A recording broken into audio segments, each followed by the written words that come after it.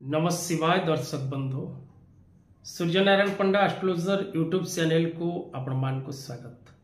जो मित्र माने हमर चैनल को लाइक शेयर और सब्सक्राइब करि नांती से माने लाइक शेयर और सब्सक्राइब करबा को कदापि भूलंतु नहीं। दर्शक बंधु संतानटीए प्राप्ति करबा पई समस्तक मन मध्यरे इच्छा थाए, आशा थाए एवं अभिलाषा मध्य रही थाए।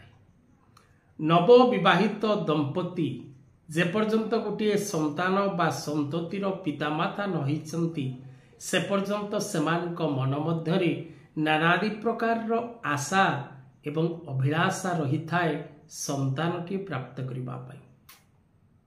विवाह दुईटी देहर मिलन एवं गोटे आगंतुक वंशर सृष्टि पाई वैदिक कर्मरे विवाह करा जाए एवं उभय बरबधू विवाह परे गोटे संतान बा संततिर कामना रखती। तेणु दर्शक बंधु पुत्र बा कन्या ताहा ईश्वरंक आशीर्वाद मिले एवं पूर्वजन्मर प्रारब्ध मिले एवं उपाय करबा द्वारा प्रयास करबा द्वारा एवं सठिक मार्गरे चलिबा द्वारा लोक पुत्रवान मध्य होता है। तब दर्शक बंधु पुत्र इच्छुक व्यक्ति जो माने अछंती सेमानंकर जन्म कुंडली प्रथम से माने विचार करि नबार आवश्यकता रही।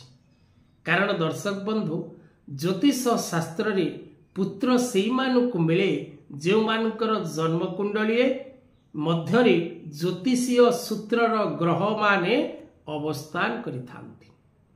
कारण पुत्र संतान दबा ग्रहटी होउचंती देवगुरु बृहस्पति।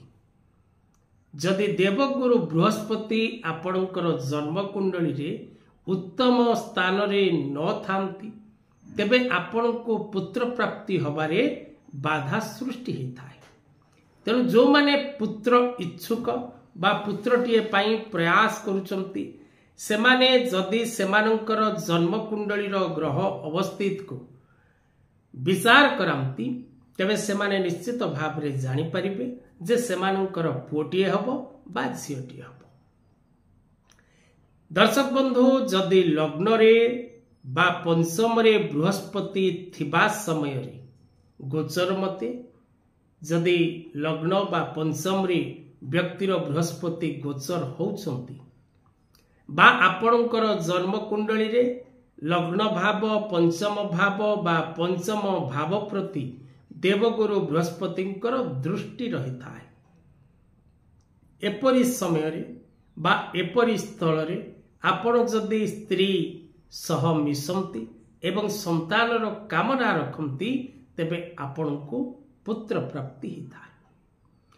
दर्शक बंधु लग्नाधिप जदि बलयुक्त बृहस्पति केंद्रस्थ ओ बलयुक्त लग्न तथा बृहस्पति पापग्रह संगरे न थांती लग्न बल रे बा पंचम स्थान रे थिबा बृहस्पति बलवान होबा दरकार बा से बृहस्पति को ऊपर कोनोसी पाप ग्रहर दृष्टि पड़ु नथिबा दरकार। तेबे दर्शक बंधु आपण को पुत्र प्राप्ति ही थाए। जदि आपणकर बृहस्पति पीड़ित थांती निचस्थ थांती शत्रु ग्रहयुक्त थांती कौनसी प्रकार अशुभ स्थिति रे अवस्थान करि थांती कुंडली मध्यरे तेबे आपण को पुत्र प्राप्ति हेई पारि न थाए। बृहस्पतिंकर अवस्थिति जतिकी प्राधान्य दिए विचार करिबा पई बृहस्पतिंकर अंश एवं बृहस्पतिंकर अवस्था एवं नक्षत्र रे को नक्षत्र रे बृहस्पति अछंती ताहा मध्य विचार योग्य अटे। लग्न नवांश रे बृहस्पति सप्तम स्थान रो नवांश रे शुक्र और चंद्र एकादश रे थिले से व्यक्तिर कन्या जात ही थाए। लग्न रे शुक्र दशम बा एकादश रे बृहस्पति थिले व्यक्ति को पुत्र प्राप्ति ही थाए। तेणु पुत्र प्राप्ति करबा पई आपणकर जन्म कुंडली मध्यरे बृहस्पतिंकर अवस्थिति विचार योग्य यह ज्योतिष शास्त्रर मत।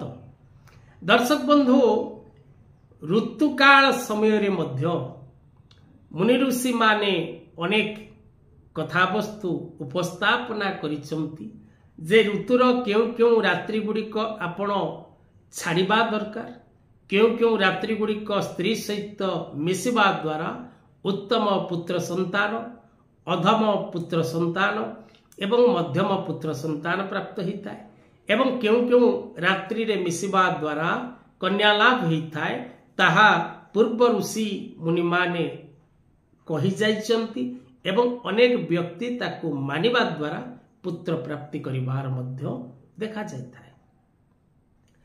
तेज दर्शक बंधु विशेष करी प्रथम 4 रात्र तापरे एकादश रात्र एवं त्रयोदश रात्र ए 6टी दिवस को छाड़ी आउ 10टी दिवस ऋतुकाल समय रे आपण विशेष करी स्त्री सहवास करवा उचित।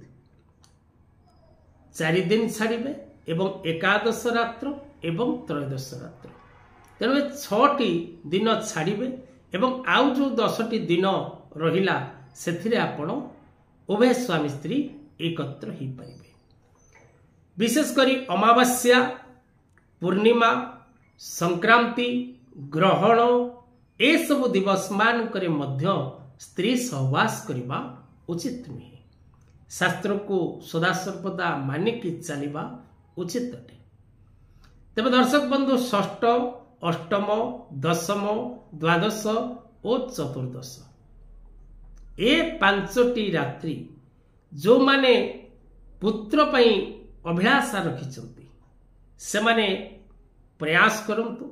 अपर पक्षरे पंचम, सप्तम, नवम, पंचदश रात्रि ए रात्रि रे जदि आपण स्त्री सहवास करती तेबे कन्या प्राप्तिर जोग सृष्टि होता है।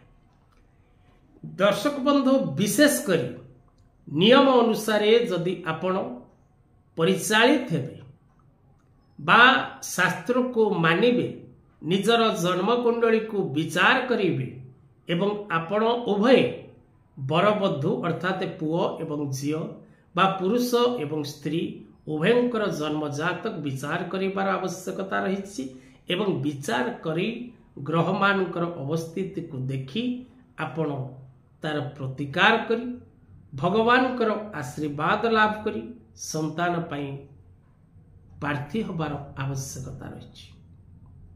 दर्शक बंधु ईश्वर निकटरे शरणागत होबा द्वारा बा ग्रह मान निकटरे नतमस्तक होबा द्वारा मनुष्य प्रत्येक कार्य रे विजय लाभ करिथाए यह सत्य।